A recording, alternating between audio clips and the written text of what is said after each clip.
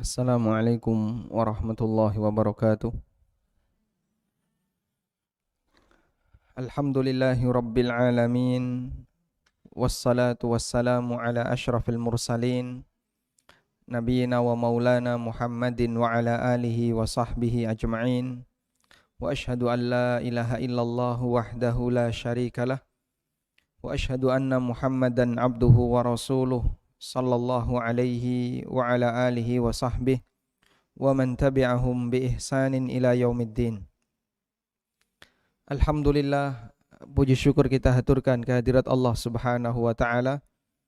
Di kesempatan waktu duha ini Allah berikan kita kemudahan untuk bisa belajar bersama dalam sebuah majelis ilmu yang diselenggarakan oleh komunitas kajian hasanah dan bersama dengan takmir Masjid Al-Mutmainnah Al-Muti'in. Oh, berarti salah ya. Masjid Al-Muti'in. Semoga Allah Subhanahu wa taala jadikan majelis kita majelis yang diberkahi oleh Allah taala dan Allah turunkan rahmat kepada kita semua. Pada kesempatan kali ini tema yang akan diangkat adalah bekal Ramadan. Bekal Ramadan itu apa saja? Kurma, sirup, terus apa lagi? Ya, itu semuanya adalah bekal Ramadan ya. Maka nanti akan kita bahas bagaimana cara menghidangkan berbuka puasa ketika Ramadan. Ngeten niku. Coba panitianya mana? Yang diinginkan itu tentang apa? Bekal Ramadan dalam arti cara menghidangkan hidangan berbuka puasa. Masya Allah. Baik, Bapak Ibu yang dimuliakan Allah Subhanahu wa taala. Berbicara tentang bekal Ramadan berarti adalah membahas tentang apa yang harus diketahui oleh seorang muslim sebagai persiapan ketika dia mau memasuki bulan yang penuh berkah, yaitu bulan Ramadan. Apa yang harus diketahui oleh seorang muslim sebagai persiapan ketika dia hendak memasuki bulan yang penuh berkah, yaitu bulan Ramadan. Karena kita menyadari bahwa salah satu di antara ciri umat Muhammad sallallahu alaihi wasallam, mereka menggabungkan antara ilmu dan amal. Di surat Al-Fatihah Allah Subhanahu wa taala menyebutkan ada dua jenis kelompok manusia. Yang satu dia berilmu tapi tidak mau mengamalkan ilmunya, dan yang satu dia rajin beramal namun tanpa landasan ilmu. Yang pertama disebut oleh Allah Ta'ala dengan al-maghdub alaihim, dan itu adalah ciri dari orang Yahudi. Sifatnya orang Yahudi apa? Al-maghdub alaihim. Dan yang kedua disebut oleh Allah Ta'ala dengan ad-dallin, yang itu merupakan cirinya orang Nasrani. Sehingga sifatnya orang Nasrani adalah orang yang dia semangat beramal tapi tanpa landasan ilmu. Maka umat Muhammad sallallahu alaihi wasallam dibimbing oleh Allah tidak seperti al-maghdub alaihim dan tidak seperti ad-dallin. Dia berada dalam siratal mustaqim, berada dalam jalan yang lurus. Dan untuk bisa disebut sebagai jalan yang lurus, maka dia harus menggabungkan antara ilmu dan amal. Sebagaimana yang Allah Subhanahu wa taala firmankan dalam Al-Qur'an, "Huwallazi arsala rasulahu bil huda wa dinil haqq liyudhhirahu 'alad dini kulli." Dialah zat yang mengutus rasulnya bil huda wa dinil haq, dengan membawa al-huda dan dinul haq. Kata Ibnu Qayyim rahimahullahu ta'ala, al-huda maknanya adalah al-ilmun nafi', Sedangkan dinul haq maknanya adalah al-amalus saleh. Saya ulang. Al-huda maknanya adalah al-ilmu an-nafi.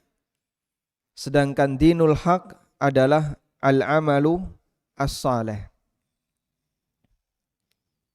Dan untuk bisa disebut sebagai ilmu yang bermanfaat adalah ilmu yang dibutuhkan oleh seseorang agar dia semakin bertakwa kepada Allah. Ilmu yang dibutuhkan oleh seseorang agar dia semakin bertakwa kepada Allah. Sedangkan amal soleh adalah amal yang dilandasi dengan ilmu. Amal soleh niku napa? Amal yang dilandasi dengan ilmu. Maka kalau ada orang yang beribadah tapi ibadahnya tidak dilandasi dengan ilmu, alias rodok ngawur, tidak memiliki panduan, memang nampak lahiriahnya seperti ibadah, maka kita tidak bisa sebut sebagai amal soleh, tapi sebut saja amal yang kelihatannya soleh. Jadi kelihatannya amal soleh, tapi aslinya itu bukan amal soleh. Sebab ketika seorang hamba beribadah kepada Allah, sementara tidak memiliki landasan ilmu, maka bisa dipastikan ibadahnya akan menjadi ibadah yang salah. Karena yang namanya mencari akhirat itu tidak bisa berdasarkan perasaan, tidak bisa berdasarkan logika, tapi berdasarkan bimbingan wahyu. Sebab tidak ada manusia yang tahu akhirat, dan juga tidak ada manusia yang tahu bagaimana cara untuk bisa berbahagia di akhirat. Saya ulang ya. Dalam mencari akhirat, manusia tidak bisa berdasarkan perasaan atau berdasarkan logika, tapi harus berdasarkan apa? Bimbingan wahyu. Karena tidak ada manusia yang tahu akhirat dan tidak ada manusia yang tahu bagaimana cara berbahagia di akhirat. Maka satu-satunya cara agar kita bisa bahagia di akhirat adalah ikuti manusia yang paham akhirat. Sinten menika Pak? Rasulullah sallallahu alaihi wasallam, yaitu Rasulullah sallallahu alaihi wasallam, karena beliau mendapatkan wahyu dari Allah Subhanahu wa taala. Oleh karena itu, dalam melakukan ibadah, manusia tidak bisa berkreasi atau dia melakukan inovasi agar dia beribadah kepada Allah sesuai dengan logikanya, tidak bisa. Sebab logika manusia tidak bisa menjangkau masalah akhirat dan juga tidak bisa menjangkau bagaimana cara berbahagia di akhirat. Landasan seperti ini insya Allah dipahami Pak? Mudah ya? Baik. Karena itu sekali lagi, dalam masalah ibadah, manusia tidak bisa berkreasi, tidak bisa berinovasi, sebab mereka tidak bisa meraba urusan akhirat. Baik. Maka Nabi SAW menilai buruk ketika ada orang yang beramal tapi tanpa panduan. Menilai hal yang buruk ketika ada orang yang beramal tapi tanpa panduan. Rasulullah SAW bersabda, "Man amila amalan laisa alaihi amruna fahuwa raddun." Barang siapa yang melakukan amal tapi tidak ada panduan dari kami, fahuwa raddun, maka amal itu tertolak. Saya ulang, barang siapa yang beramal tapi tidak ada panduan dari kami, maka amal itu tertolak. Dalam urusan yang sederhana saja, ketika orang mau berbuat sesuatu yang sifatnya murni duniawi, dia butuh panduan. Jenengan masak niku butuh resep enggak? Atau ngarang sendiri? Ngarang sendiri. Nanti dadi napa niku? Misalnya sayur lodeh dikasih susu, dicampuri jahe, dikasih kencur, tambah habas sauda. Kira-kira kalau dimasak seperti itu jadi apa? Gak karuan ya. Sehingga untuk bisa masak saja orang butuh panduan. Apalagi ketika manusia mau mencari akhirat yang dia sama sekali tidak tahu bagaimana akhirat itu, maka manusia lebih butuh panduan untuk bisa berbahagia di akhirat. Meskipun sebagian orang masih sulit untuk menerima prinsip semacam ini, sehingga banyak kita jumpai di antara mereka dalam masalah ibadah itu sangat kreatif dan inovatif. Sehingga setiap bulan selalu ada bentuk ibadah yang baru. Selalu ada tata cara ibadah yang baru. Sangat kreatif dalam masalah ibadah. Padahal yang namanya ibadah, orang tidak boleh berkreasi, ikuti saja panduan yang ada dan jangan membuat cara yang baru. Baik. Selanjutnya, ilmu apa saja yang harus kita ketahui agar kita bisa berhasil dalam menjumpai Ramadan. Bagian dari kaidah yang disampaikan oleh para ulama. Para ulama mengatakan, sebenarnya ini kalimat pepatah Arab, namun diakui oleh para ulama. Iktsarul imsas tuzilul ihsas. Kathratul imsas tuzilul ihsas. Sesuatu itu kalau sering terjadi, maka menghilangkan atau mengurangi tingkat sensitif. Sesuatu itu kalau sering terjadi, mengurangi tingkat sensitif. Sehingga karena terlalu sering, maka suasana sensitif dalam batin itu menjadi hilang. Contohnya kayak gini ya. Kalau ada jamaah yang pertama kali berangkat umroh, begitu pertama lihat Ka'bah rasanya gimana Pak? Masya Allah, kadang sampai nangis, kadang ngelihatin terus ke arah Ka'bah sampai lupa rombongannya, sehingga ngilang dia. Karena baru pertama kali lihat Ka'bah, dia terkagum-kagum, terheran-heran, bahkan sampai nangis. Itu ketika pertama lihat Ka'bah. Begitu hari yang kedua masih senang lihat Ka'bah, sehingga dia masih betah di masjid. Hari yang ketiga sudah mulai hilang rasa sensitifnya. Akhirnya ketika berangkat ke masjid, Masya Allah, sholat duhur itu berangkat jam 9 sudah keluar hotel. Tapi sampai masjid jam 1. Kenapa? Kecantol di toko itu. Sudah. Di perjalanan dari dari hotel menuju masjid, isinya kan pertokoan, mal-mal. Kecantol di toko. Sudah mulai mikir oleh-oleh. Dan itulah yang terjadi pada jamaah kaum muslimin ketika mereka umroh. Di saat pertama mereka datang, semangat luar biasa. Begitu sudah beberapa hari, semangat untuk ibadah mulai luntur. Kathratul ihsas tuzilul imsas. Kalau orang itu terlalu sering mengalami, maka tingkat sensitifnya menjadi berkurang. Bagi orang yang pertama kali Ramadan, maka dia memandang Ramadan itu sesuatu yang luar biasa.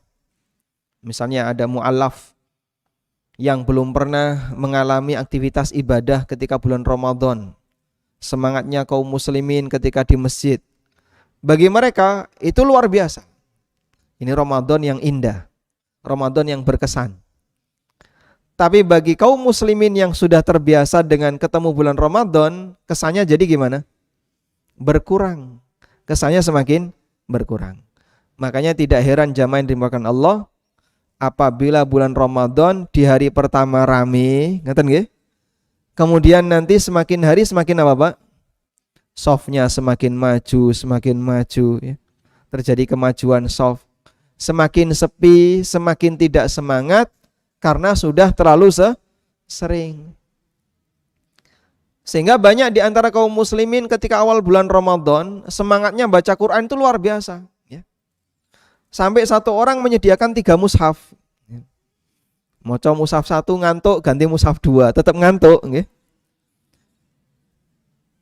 semangatnya luar biasa ketika di awal Ramadan, tapi nanti belakangan dia mulai meleret sampai akhirnya ditinggal.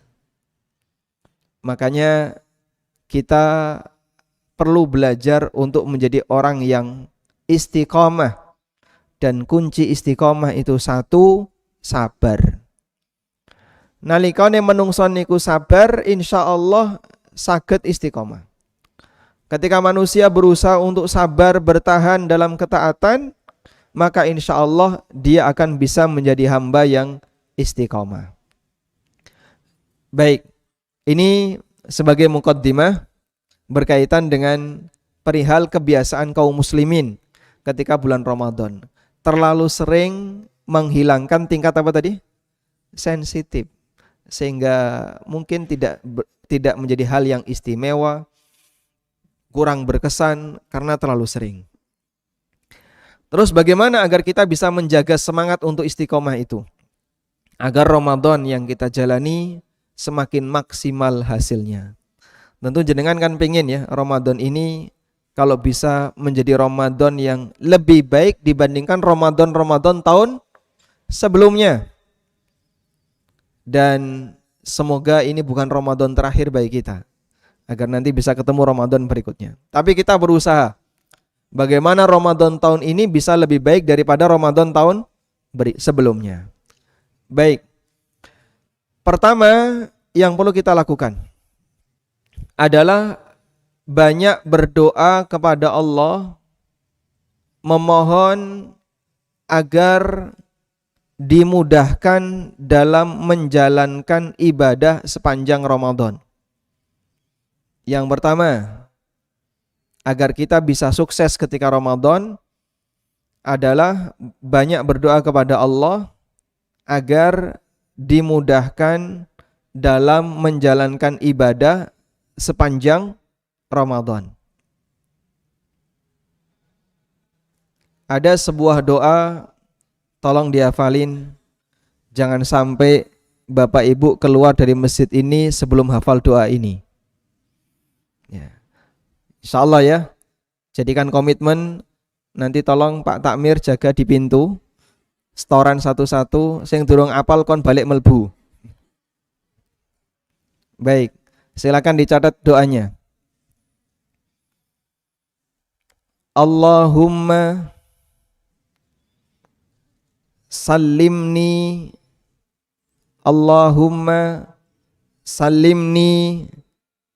ila Ramadan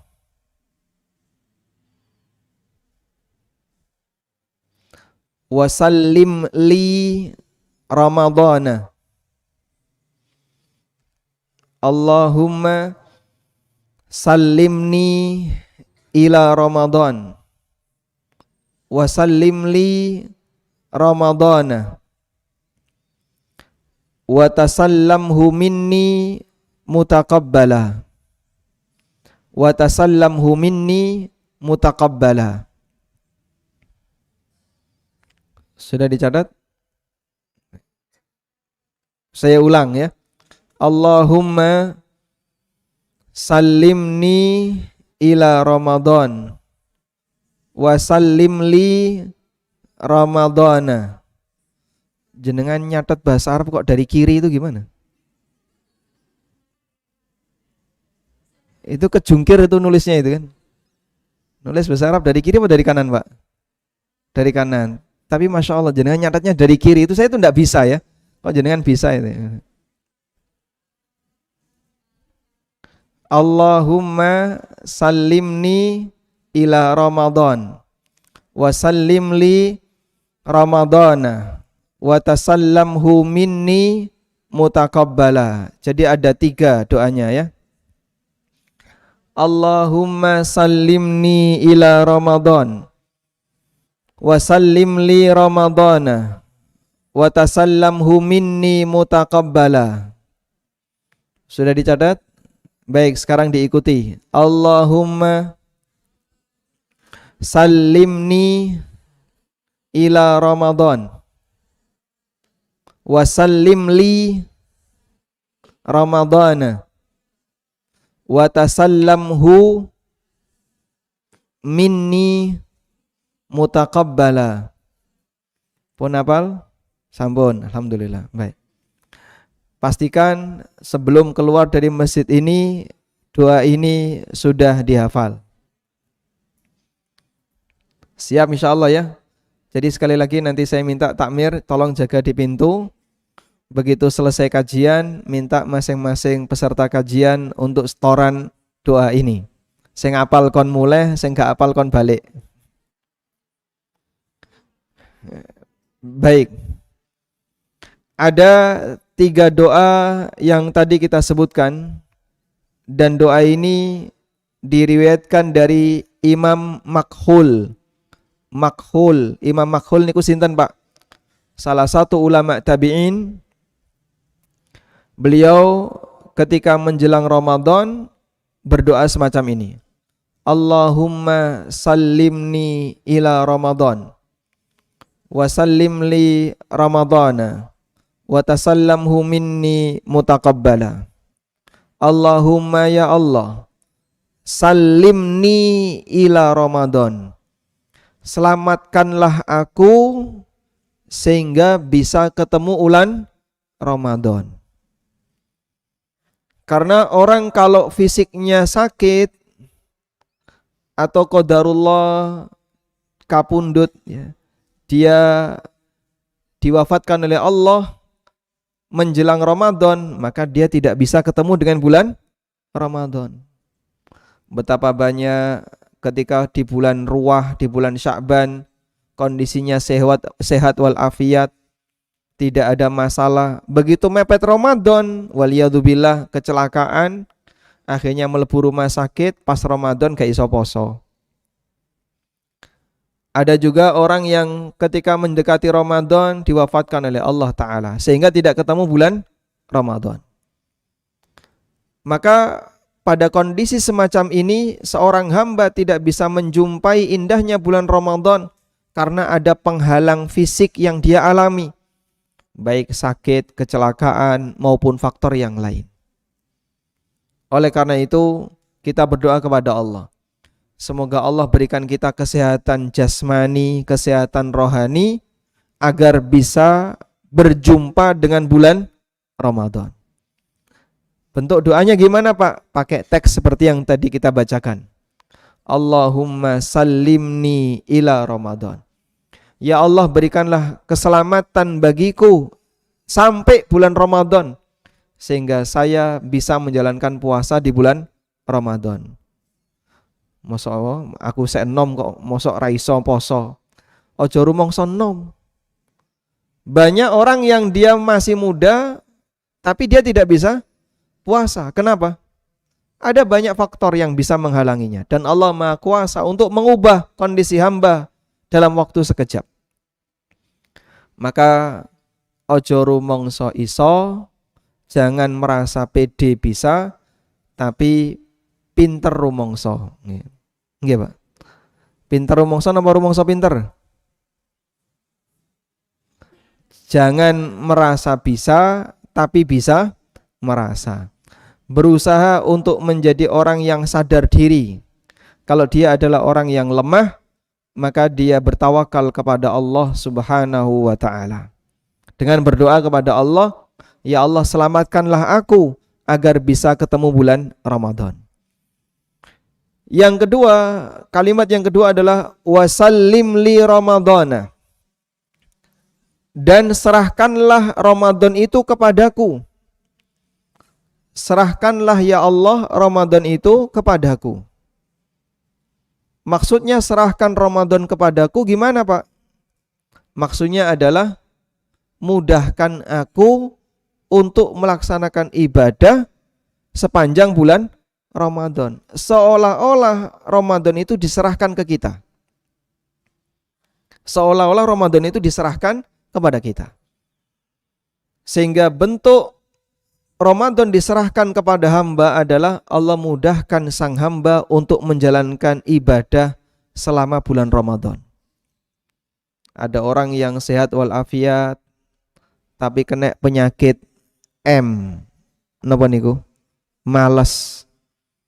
Sehingga Arab maca Quran males, Arab traweh males, bangun malam males, sholat jamaah males, semuanya serba malas.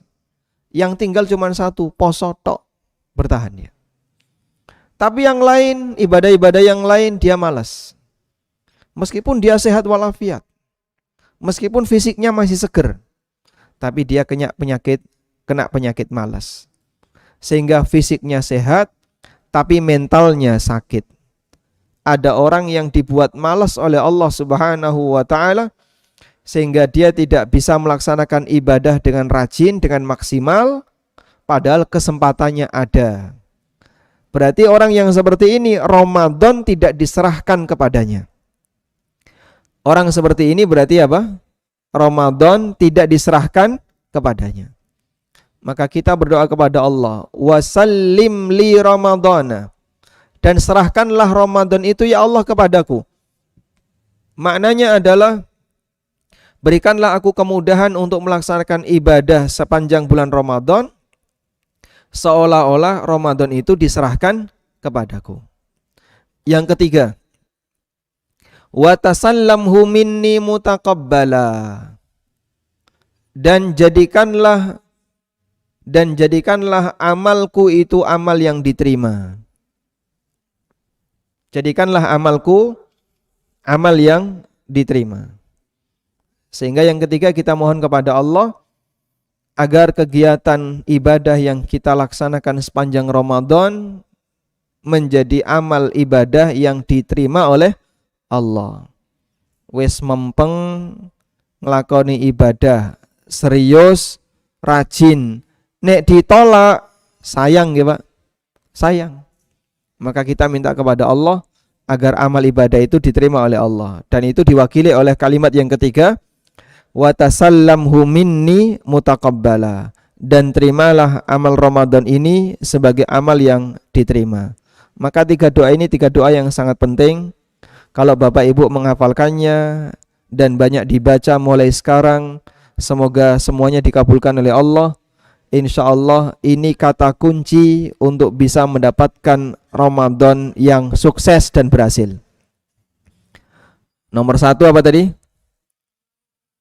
Allahumma sallimni ila Ramadan. Maknanya apa? Meminta diberi kesehatan fisik, jasmani, dan rohani agar bisa ketemu bulan Ramadan. Yang kedua apa? Meminta wasallim li Ramadana. Maksudnya apa?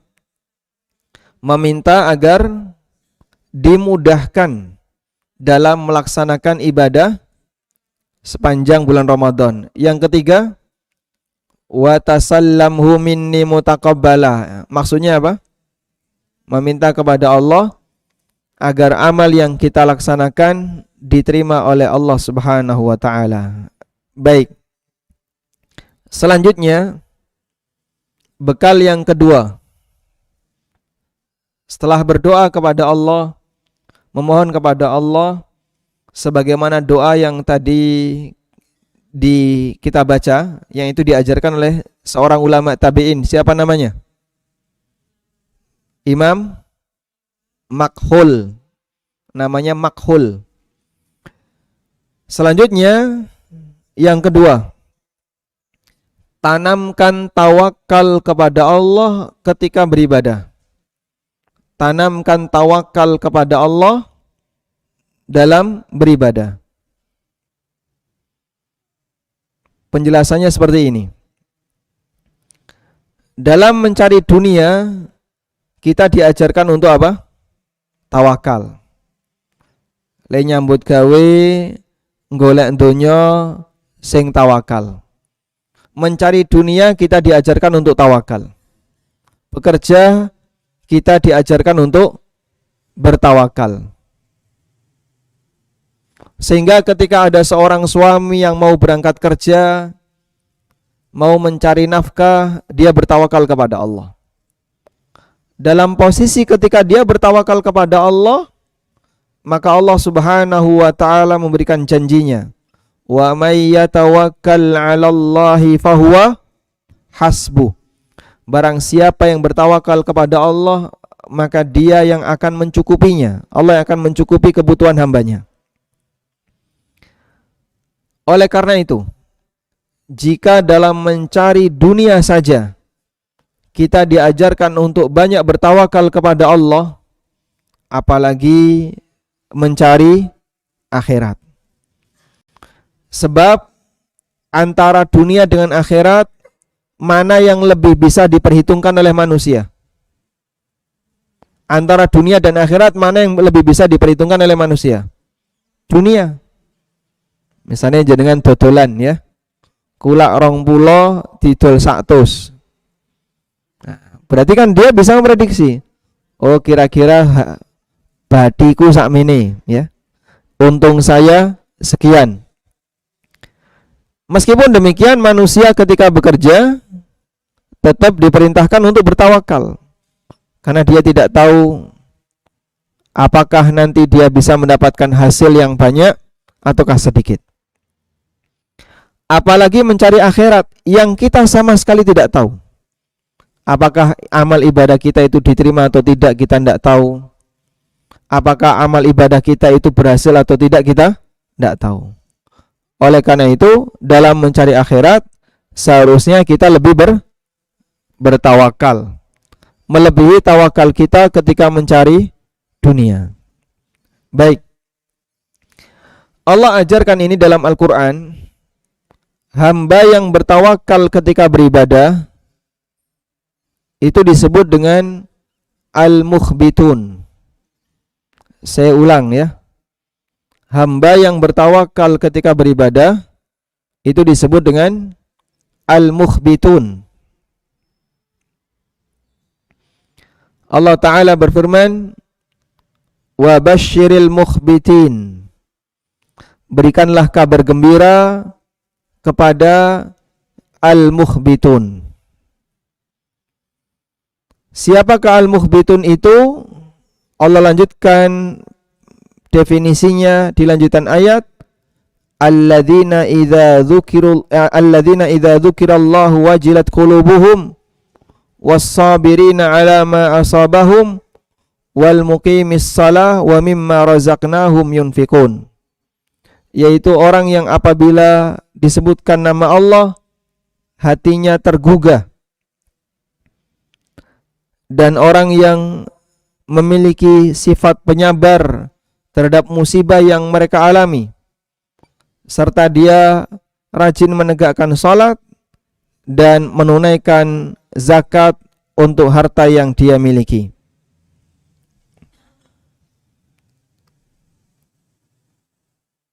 Dalam ayat yang lain, Allah Subhanahu wa Ta'ala berfirman, innal ladzina amanu wa 'amilus salihati wa akhbatu ila rabbihim ulaika ashabul jannah hum fiha khalidun.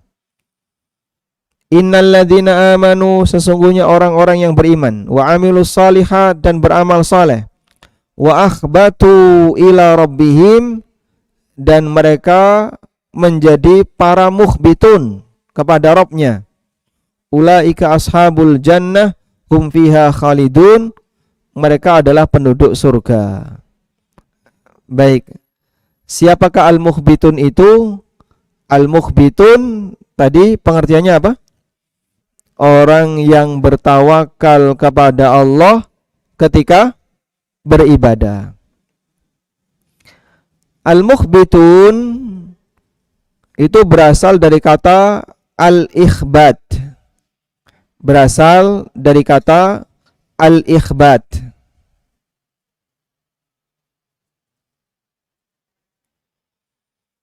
Al-ikhbat artinya tawadhu. Al-ikhbat artinya tawadhu. Tawadhu niku napa? Rendah hati. Al-ikhbat artinya tawadhu, rendah hati. Ibnu Qayyim rahimahullah dalam kitabnya Madarijus Salikin menyebutkan, Salah satu di antara tingkatan ibadah adalah al-ikhbat. Beliau mengatakan, wa min manazili iyyaka na'budu wa iyyaka nasta'in manzilatul ikhbat. Salah satu di antara tingkatan ibadah adalah al-ikhbat. Artinya tawadhu. Ibadah sing tawadhu tegese pripun? Ibadah tapi orangnya tidak merasa hebat di saat dia ibadah. Ibadah yang tawadhu adalah ibadah di mana orangnya tidak merasa hebat dalam menjalankan ibadah, sehingga dia rendah hati. Pada saat dia rendah hati waktu dia beribadah, maka dia merasa saya tidak akan mungkin bisa melaksanakannya kalau bukan karena pertolongan Allah. Sehingga ada ketergantungan hati dalam dirinya kepada Allah ketika dia beribadah. Di saat itulah dia bertawakal ketika beribadah. Tidak merasa hebat, tidak merasa bisa, tapi dia berusaha untuk bertawakal kepada Allah ketika beribadah. Apabila orang melakukan seperti ini, maka berarti dia melakukan ikhbat pada waktu beribadah. Dan itu salah satu kunci sukses. Salah satu kunci sukses apa? Tawakal ketika ibadah. Lenggolek donya kon tawakal agar orang bisa sukses dalam mencari dunia. Ketika mencari dunia, golek nyambut gawe, nyari pekerjaan, orang disuruh tawakal. Apalagi dalam mencari akhirat, orang juga diperintahkan untuk bertawakal. Dan tawakal itu kunci sukses, sebagaimana yang Allah firmankan dalam Al-Quran, wa may yatawakkal 'alallahi fahuwa hasbuh. Barang siapa yang bertawakal kepada Allah, maka Allah yang akan mencukupinya. Sehingga ketika orang itu bertawakal dalam mencari akhirat, Allah Subhanahu wa ta'ala akan memberikan pertolongan kepadanya dalam melaksanakan ibadah. Ini yang saya maksud, kenapa ketika kita beribadah disyariatkan untuk apa? Bertawakal. Nah, tawakal ketika ibadah itu disebut mukhbitun. Namanya apa tadi? Mukhbitun. Orang yang ikhbat ketika beribadah. Baik. Yang keberapa ini? 2. Selanjutnya yang ketiga.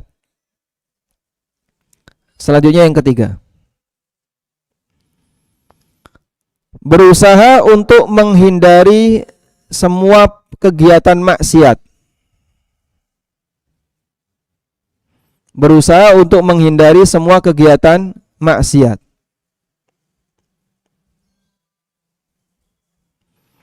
Sebab perbuatan maksiat menjadi penyebab terbesar seorang hamba malas dalam melakukan ibadah.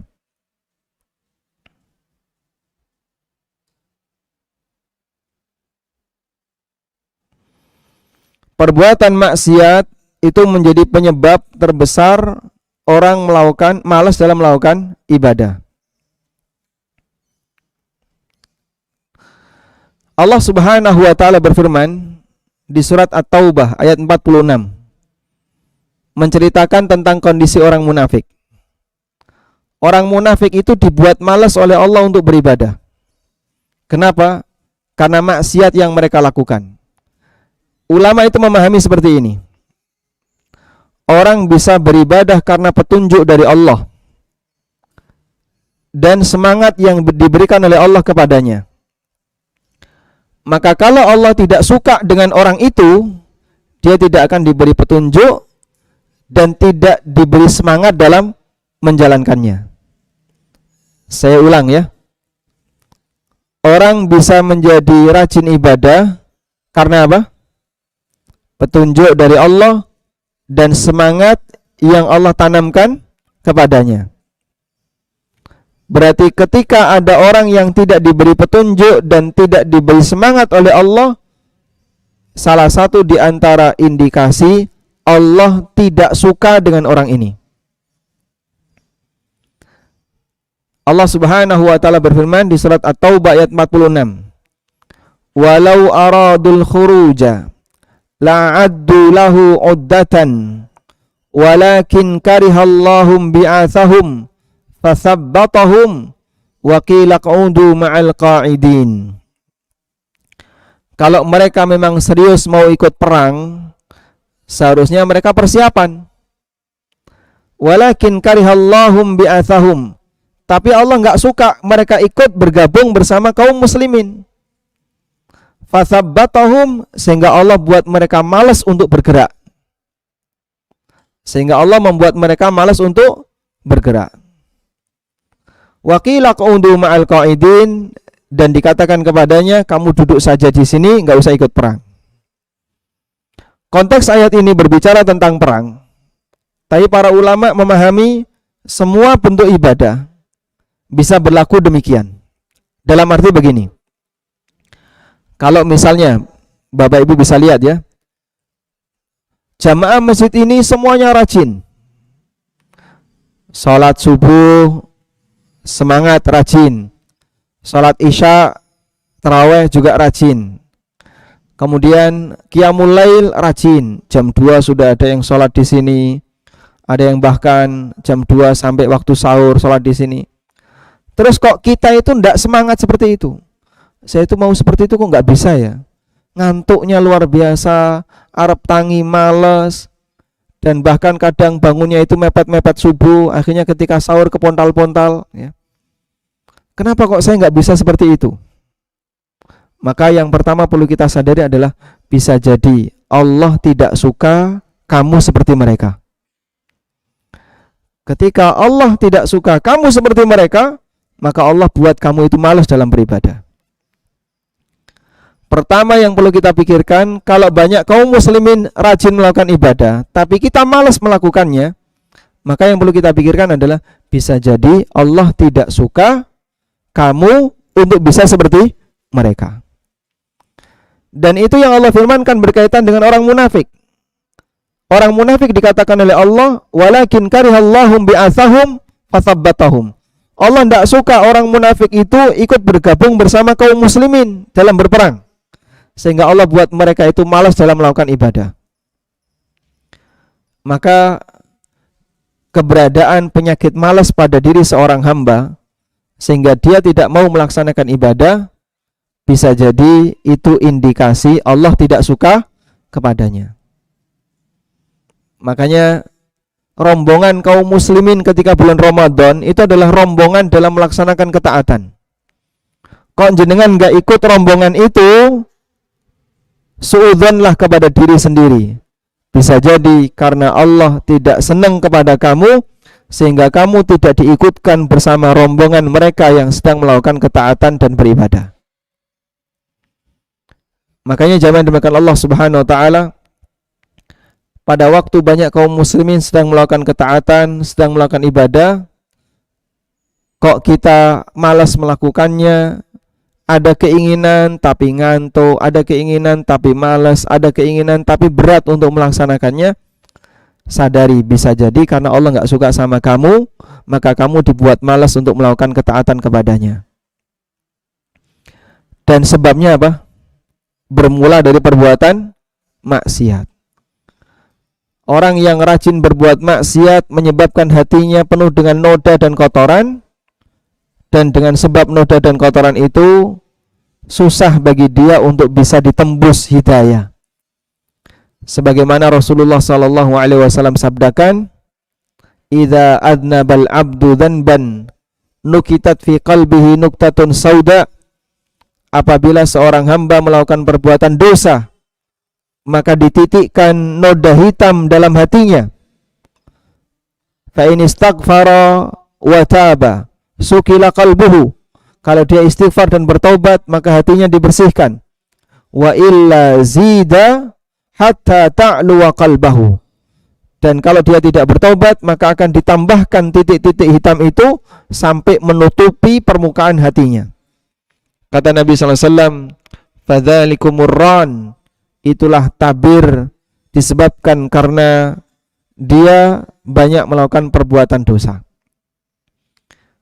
Nah, kita berusaha untuk banyak bertobat kepada Allah, memohon ampun kepadanya.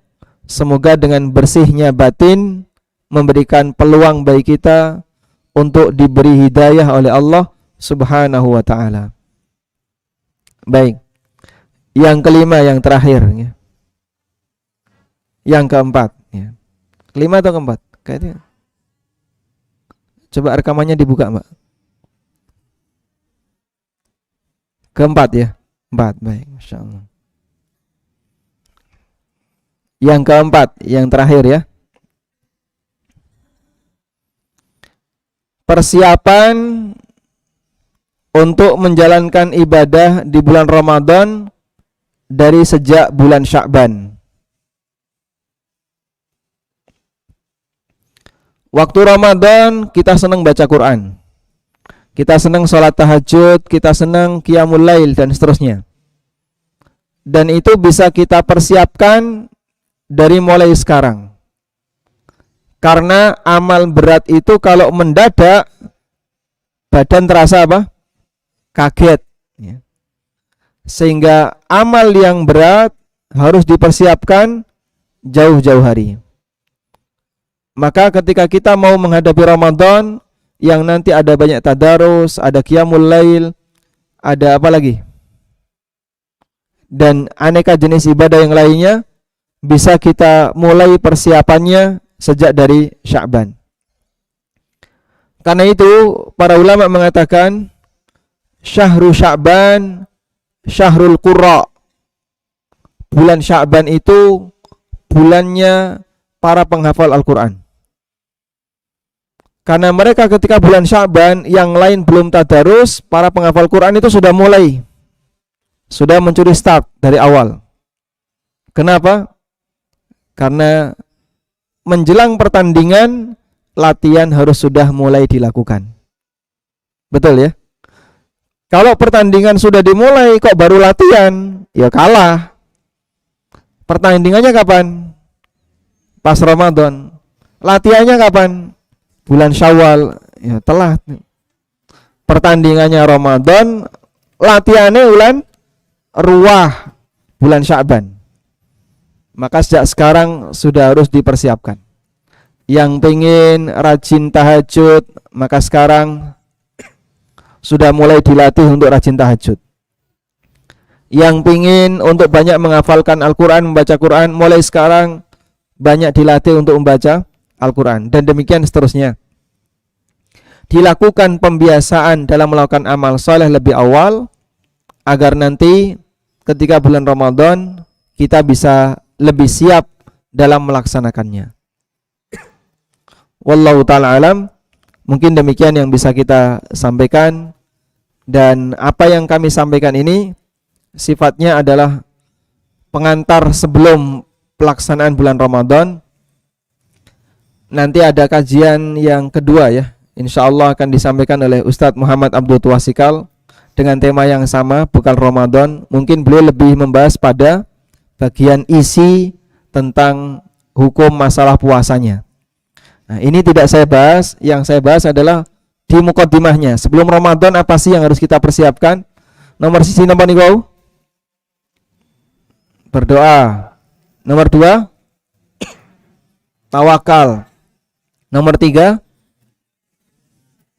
berusaha menghindari maksiat. Nomor 4,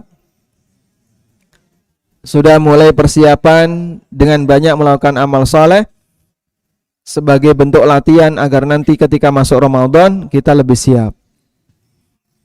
Wallahu ta'ala alam. Wa sallallahu ala nabiyyina Muhammadin wa ala alihi wa sahbihi wa sallam.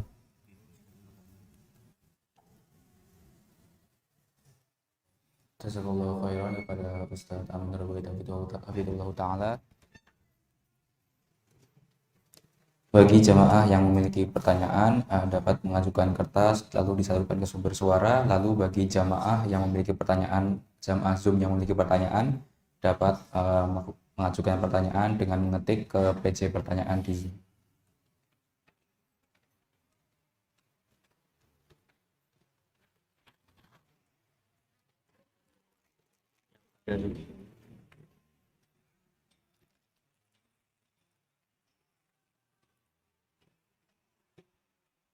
Baik, cukup, insya Allah nggak ada.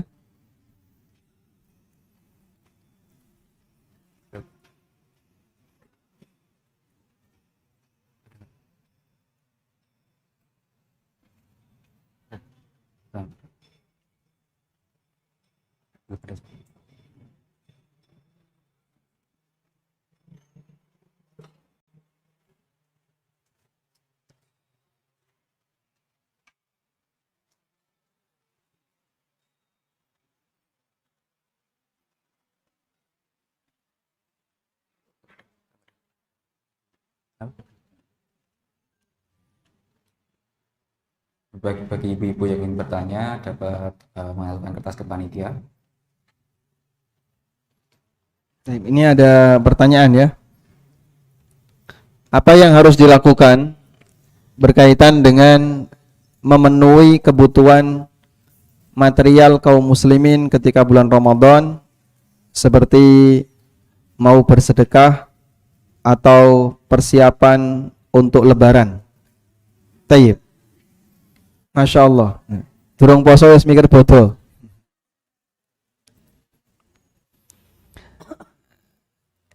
Di antara realita yang terjadi di kalangan kaum muslimin, di tengah kaum muslimin adalah begitu bulan Ramadan, belanjanya semakin naik atau semakin turun?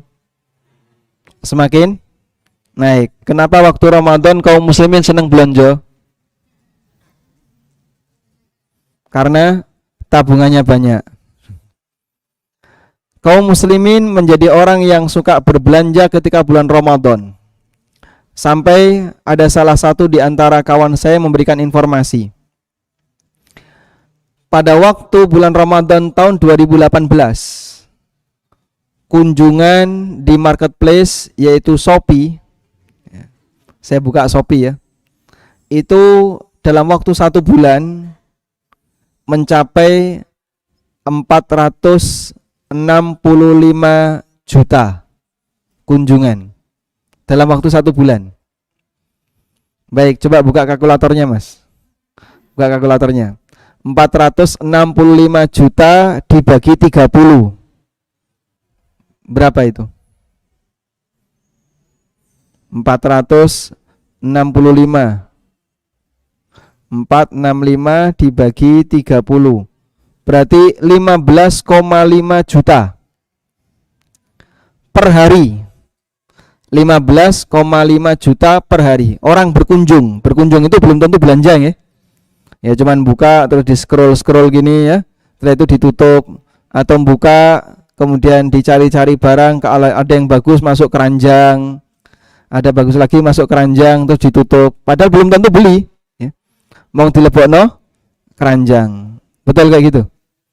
Makanya tolong dicek keranjang belanja masing-masing, itu pasti banyak barangnya, itu belum tentu dibeli. Itu sehari mencapai 15,5. Karena hiburan masyarakat zaman sekarang sebelum tidur itu lihat Shopee, atau kalau enggak ya OLX, atau kalau enggak marketplace yang lain. Sampai 15 juta, 5 pengunjung. Andaikan yang belanja itu 10% saja, berarti 15 juta itu ada 1.500.000 per hari yang belanja.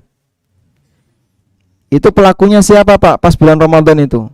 Yang beragama Yahudi, Nasrani, atau Konghucu, atau Buddha? Siapa pelakunya? Muslim. Per hari yang belanja bisa mencapai 1.500.000 orang. Andaikan satu kali belanja itu 100.000,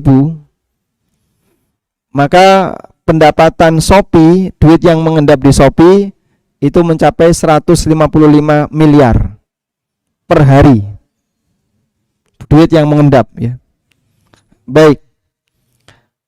Oleh karena itu sebenarnya kebiasaan seperti ini sangat mengganggu. Maka kami berikan saran ya. Saya yakin mungkin Bapak Ibu ingin memberikan hadiah atau bingkisan atau sedekah dalam bentuk sembako kepada masyarakat. Ingin beramal soleh dalam bentuk mengeluarkan harta. Maka kalau mau seperti itu, ngasih hadiah, biasanya ngasih sembako dan seterusnya ya, sebaiknya Anda persiapkan sebelum masuk bulan Ramadan. Sehingga misalnya mau belanja biskuit, belanja gula, belanja apa lagi, kemudian sirup dan seterusnya, ini nanti mau saya sedekahkan, dibagi-bagikan kepada tetangga, kerabat, kawan-kawan dekat, per paket. Kalau bisa siapkan sebelum Ramadan. Jangan pas Ramadan kayak belonjo. Ketika Ramadan kayak belonjo, ganggu waktu ibadah yang seharusnya bisa dipakai untuk baca Quran, akhirnya waktunya dipakai untuk keliling pasar atau di mall atau di swalayan. Insya Allah amal soleh itu tetap bisa kita laksanakan. Tinggal yang Anda lakukan adalah persiapkan dari awal. Kalau Anda bisa persiapkan dari awal, sudah ngelumpuk-ngelumpuk barang-barang yang mau disedekahkan, nanti ketika Ramadan tinggal disalurkan. Dengan cara demikian, semoga tidak mengganggu kegiatan kita dalam beribadah sepanjang bulan Ramadan. Wallahu alam. Baik. Bismillah Ustaz, ada pertanyaan masuk. Assalamualaikum Ustaz, semoga Ustaz senantiasa dalam perlindungan Allah. Amin walakum bimithlin. Izin bertanya Ustaz, saya pernah dengar hadis mengenai khatam Quran, hadis riwayat Bukhari nomor 4998 mengenai Jibril dan Rasulullah khatam Quran 1 kali dalam setahun. Bagaimana mengenai hadis ini terkait bulan Ramadan yang harus banyak membaca dan mengkhatamkan Al-Quran? Waalaikumsalam warahmatullahi wabarakatuh. Berkaitan dengan kedatangan Jibril kepada Nabi SAW untuk menghatamkan Al-Quran. Jadi berbeda antara banyak membaca Al-Quran dengan kegiatan yang dilakukan oleh Jibril kepada Rasulullah SAW. Karena Jibril datang kepada Nabi SAW itu tidak sebatas membaca dalam rangka menghatamkan, tapi mengajarkan. Tapi apa? Mengajarkan. Sehingga Jibril datang lalu membacakan ayat-ayat Al-Quran yang Allah Subhanahu wa taala berikan kepada beliau, dan di situ mungkin ada tambahan, ada kemudian bagian yang ditambahi sehingga satu surat jadi komplit dan seterusnya. Inilah bagian dari proses cara Allah menurunkan wahyu. Oleh karena itu, ini bisa terjadi dalam waktu sepanjang 1 tahun. Dan disebutkan dalam riwayat yang lain, pada waktu bulan Ramadan, Jibril datang kepada Nabi SAW 2 kali. Sehingga intensitasnya lebih banyak. Dan itu menjadi dalil praktek tadarus. Ada satu orang membaca, yang lain apa? Menyimak, ngoreksi bacaannya. Yang terjadi pada Rasulullah SAW dengan Jibril, karena ini proses penyampaian wahyu, maka Nabi SAW menirukan apa yang dibacakan oleh Jibril. Lalu dari situ Nabi SAW mendapatkan wahyu yang baru yang datang dari Jibril alaihissalam. Maka ini berbeda dengan kasus manusia yang tidak mendapatkan wahyu. Karena ini proses belajar, sedangkan orang tadarus itu sifatnya hanya membaca. Maka kalau membaca silahkan diperbanyak, dan ketika bulan Ramadan semakin sering agar kita bisa menghatamkan Quran lebih banyak. Wallahu alam. Pertanyaan selanjutnya Ustaz. Bismillah. Assalamualaikum Ustaz. Assalamualaikum. Manakah yang lebih afdol, membayar zakat mal di bulan Ramadan atau di bulan Sya'ban? Waalaikumsalam warahmatullahi wabarakatuh. Mana yang lebih afdal, membayar zakat mal di bulan Ramadan ataukah di bulan Sya'ban? Yang lebih afdal adalah membayar zakat tepat waktu. Karena bayar zakat itu ada batas waktunya. Batas waktunya niku sampai kapan? Haul, sampai haul. Sehingga ngitungnya gini. Kalau jenengan punya harta sebesar 1 nisab, itu di bulan Sya'ban, berarti zakatnya bulan Sya'ban berikutnya. Nah, karena zakatnya di bulan Sya'ban, maka tidak boleh ditunda sampai Ramadan. Menunda bayar zakat tanpa sebab hukumnya dosa.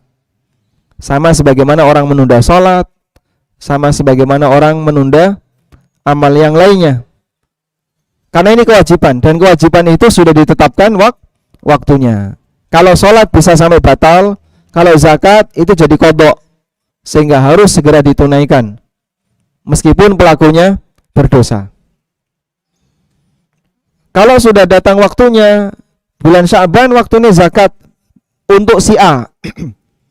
Seorang pedagang si A, zakatnya bulan Sya'ban. Sengaja ditunda Ramadan, dosa. Dia berdosa. Kenapa? Karena dia menunda dalam melaksanakan kewajiban, sehingga harus ditunaikan tepat waktu. Waktunya bayar bulan Sya'ban, bayar bulan Sya'ban. Waktunya bayar bulan Rejab, bayar bulan Rejab. Kecuali kalau seperti ini. Zakat saya di bulan Dzulqa'dah. Bulan Dzulqa'dah niku setelah atau sebelum Ramadan? Setelah Ramadan. Ramadan, Syawal, Dzulqa'dah, gitu ya. Dia zakatnya di bulan Dzulqa'dah. Boleh nggak Pak saya bayarkan di bulan Ramadan? Kalau seperti ini yang dilakukan, berarti dia menyegerakan zakat. Dan jumhur ulama mengatakan boleh menyegerakan zakat. Meskipun Ibnu Hazm mengatakan tidak boleh, dilarang. Dan ini juga pendapat Malikiyah. Tapi pendapat yang lebih kuat, diperbolehkan menyegerakan zakat. Maka kalau zakatnya di Dzulqa'dah lalu dia bayar di bulan Ramadan, ini boleh. Tapi kalau zakatnya di Sya'ban, dia bayarkan di Ramadan, ini pelanggaran. Sebab dia menunda membayar zakat. Wallahu a'lam. Terima kasih Ustaz. Pertanyaan selanjutnya. Assalamualaikum warahmatullahi wabarakatuh. Waalaikumsalam warahmatullahi Mohon wabarakatuh. bertanya, bagi orang tua, bagaimana cara atau solusi menghadapi anak yang malas melakukan ibadah? Bagi orang tua ketika punya anak yang malas melakukan ibadah, bagaimana solusinya? Kadang orang itu termotivasi karena teman. Sehingga apabila ada orang yang malas melakukan sesuatu, dia bisa menjadi rajin ketika temannya rajin. Maka yang bisa kami sarankan, Anda carikan teman yang baik untuk anak-anak kita. Teman itu bisa jadi lebih berpengaruh kepada anak daripada orang tuanya. Ada anak usia SMP atau SMA, nek karo koncone itu nurut, pasrah bongkoan. Tapi nek karo wong tuane wani ngelawan. Ngoten nggih, Pak? Ada kayak gitu? Ada. Karo koncone nurut, dikongkon napa wae nurut. Kon njaluk duit wong tuane ya nurut, kon njukuk duit wong tuane nurut. Tapi kalau karo wong tuane gak gelem nurut. Ada anak seperti itu. Sehingga dia lebih taat kepada temannya daripada orang tuanya. Padahal yang ngasih nafkah orang tuanya, yang mendidik orang tuanya, nurutnya kepada orang lain. Maka dalam kondisi macam ini, memilihkan teman itu tugas orang tua. Karena bisa jadi anak itu tidak bisa milih teman yang baik. Kemudian coba Anda lakukan praktek ini ya. Kalau anaknya sudah usia SMP atau SMA, jenengan coba datang ke pondok pesantren bareng anak. Misal anak SMP dijak neng pondok SMP. Sudah, orang tuanya ikut di situ, tidur di situ bareng anaknya. Nanti anak ini akan melihat aktivitas anak seusia dia. Jam 3 wis tangi, kemudian setelah itu baca Quran, tahajud, kemudian sholat subuh berjamaah, terus halaqah hafalan Al-Quran. Anak akan melihat kegiatan itu. Di saat dia melihat kegiatan itu, dia merasa umur saya dengan mereka sama. Tapi kenapa rajinnya beda? Dalam kondisi seperti itulah membuat mereka bisa jadi akan termotivasi untuk meniru seperti teman sebayanya. Nah itu wong tuane kudu ngancani nggih. Kalau anak putri ya nanti ke pondok pesantren putri, ibunya ikut ngancani turu kene. Kalau pesantren putra nanti bapaknya ngancani tidur di situ. Minta izin kepada mudir pondok agar memberikan motivasi kepada anaknya untuk bisa menjadi anak yang rajin. Wallahu a'lam. Terima kasih Ustaz. Pertanyaan selanjutnya. Assalamualaikum Ustaz. Semoga Ustaz senantiasa dalam perlindungan Allah. Amin. Waalaikumsalam. Izin bertanya Ustaz, saya harus minum obat antipsikotik dan rasanya terkadang seperti mabuk. Saya tidak bisa khusyuk dalam sholat dan banyak tidur. Bagaimana dengan sholat dan puasa saya Ustaz? Saya takut tidak diterima. Minum antibiotik, Antipsikotik Ustaz. antipsikotik terkadang terasa mabuk. Jadi kayak terkadang merasa mabuk karena minum obat itu. Waalaikumsalam warahmatullahi wabarakatuh. Kalaupun posisi bapak atau ibu mengalami situasi sakit seperti ini, lalu diperjuangkan semaksimal yang bisa dilakukan untuk tetap bisa melaksanakan ibadah, insya Allah semoga semakin menambah pahala. Karena beliau diberi keterbatasan tapi dilawan, diberi keterbatasan tapi tetap berjuang, sehingga bisa membersamai yang lain dalam melakukan ketaatan. Insya Allah akan semakin menambah pahala. Baik, selanjutnya berkaitan dengan masalah hukumnya. Kalau Anda harus mengkonsumsi obat setiap hari rutin, maka bisa dikonsumsi ketika sahur menjelang subuh dan ketika berbuka. Kalau di tengah-tengah boleh nggak Pak? Nggak boleh. Ya batal nanti puasanya. Kecuali apabila obat itu bentuknya suntikan.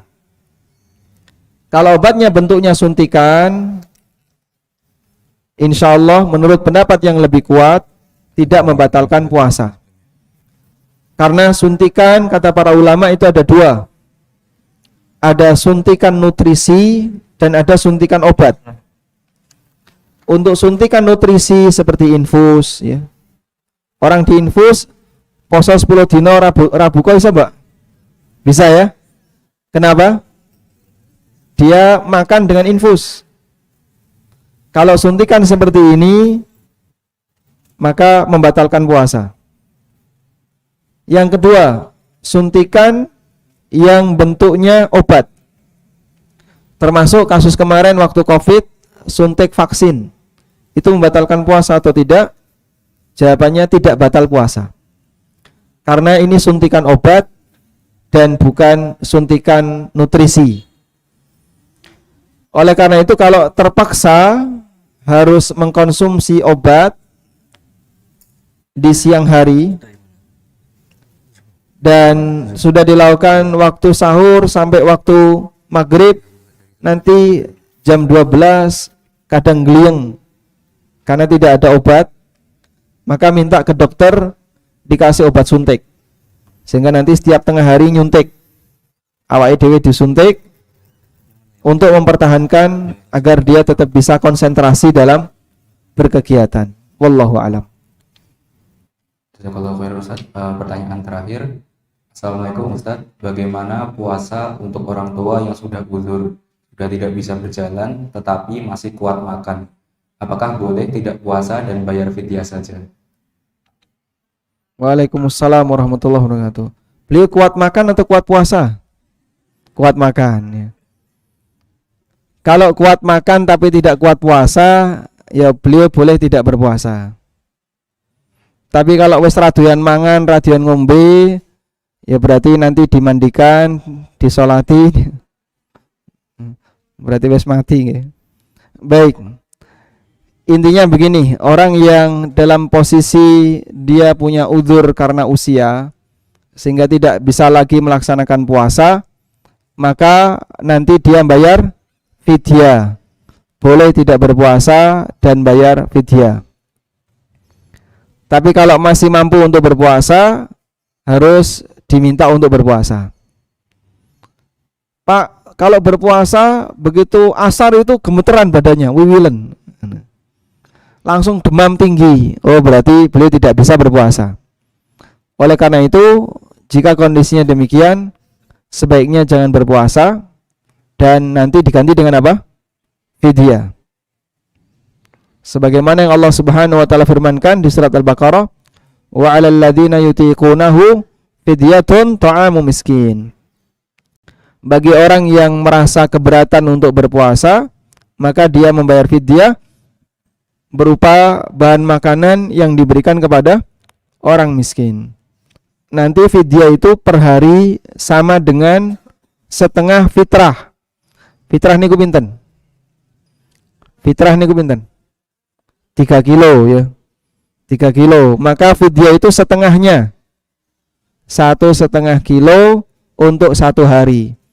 Kalau Ramadannya 30, maka 1,5 ping 30, 45 kilo. Beras 45 kilo, serahkan kepada boleh 1 orang, boleh banyak orang. Yang penting yang menerima harus fakir miskin. Wallahu a'lam. Wa sallallahu ala nabiyyina Muhammadin wa ala alihi wa sahbihi wa sallam. Wa akhiru da'wana alhamdulillahi rabbil alamin. Subhanakallahumma wa bihamdika asyhadu an la ilaha illa anta astaghfiruka wa atubu ilaik. Wassalamu alaikum warahmatullahi wabarakatuh.